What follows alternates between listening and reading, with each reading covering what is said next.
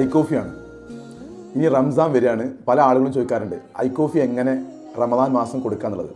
നമുക്കറിയാം I coffee sugar manage ചെയ്യുന്നിടത്ത് മാത്രമല്ല, ഇന്ന് ഏറ്റവും കൂടുതൽ പോപ്പുലർ ആയിട്ടുള്ളത് ക്ഷീണം. നമുക്കറിയാം നോമ്പ് നോറ്റിൻ്റെ ഭാഗമായിട്ട് നല്ല ക്ഷീണമുള്ള ആളുകളുണ്ട്. ഡയബറ്റീസ് ഉള്ള ആളുകളും ഇല്ലാത്ത ആളുകളും ഈ ക്ഷീണം വിചാരിച്ചുകൊണ്ട് നോമ്പ് നോക്കാൻ കഴിയാത്ത ആളുകളുണ്ട്. ഈ നോമ്പ് നോറ്റാൽ തന്നെ രാത്രിയുള്ള പ്രാർത്ഥനകൾ പങ്കെടുക്കാൻ പറ്റാത്ത ആളുകളുണ്ട്. സോ അവർക്ക് എങ്ങനെ ഐ കോഫി കുടിക്കണം എന്നുള്ളതാണ് പറഞ്ഞുതരാൻ പോകുന്നത്.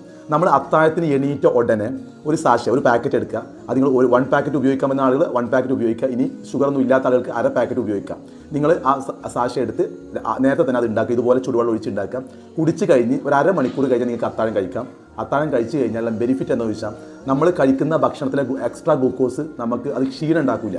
സോ നമ്മൾ നോമ്പ് നോറ്റ് കഴിഞ്ഞാൽ ആൾക്ക് ഉറക്കം കൂടാറുണ്ട്. ഈ ഉറക്കം അമിതമായ ഉറക്കം വരില്ല. അതേപോലെ തന്നെ നിങ്ങൾ നോമ്പ് തുറന്നതിന് ശേഷം ഇഫ്താറിന് ശേഷം നമ്മൾ രാത്രി പ്രേ ചെയ്യാൻ പോകാറുണ്ട്. എഷാ സമയത്ത് ഈ പ്രേ ചെയ്യുന്നതിന് മുമ്പ് നിങ്ങൾ കോഫി ഉപയോഗിക്കുകയാണെങ്കിൽ എത്ര പ്രേ ചെയ്താൽ നമുക്കതിൻ്റെ ടയർഡോ ക്ഷീണോ ഉണ്ടാവില്ല.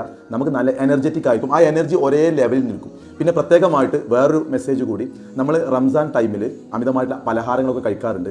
സോ അങ്ങനെയുള്ള കാർബോ അടങ്ങിയിട്ടുള്ള പലഹാരങ്ങൾ, അതുപോലെ മധുരം അടങ്ങിയ പലഹാരങ്ങൾ ഒന്ന് കുറക്കുക എന്നുണ്ടെങ്കിൽ നമുക്ക് ഒന്നുകൂടി വളരെ എനർജറ്റിക് ആയിക്കൊണ്ട് നമ്മുടെ ഹെൽത്തിനെയും നല്ല ഒരു നോമ്പ് കാലമായിട്ട് നമുക്ക് ഈ ഒരു വർഷത്തെ നോമ്പിനെ മാറ്റാൻ കഴിയും. സോ ഐ കോഫി ഉപയോഗിക്കുക, കൃത്യമായിട്ട് അതിൻ്റെ ഗുണം ഫീൽ ചെയ്യുക. ഓക്കെ.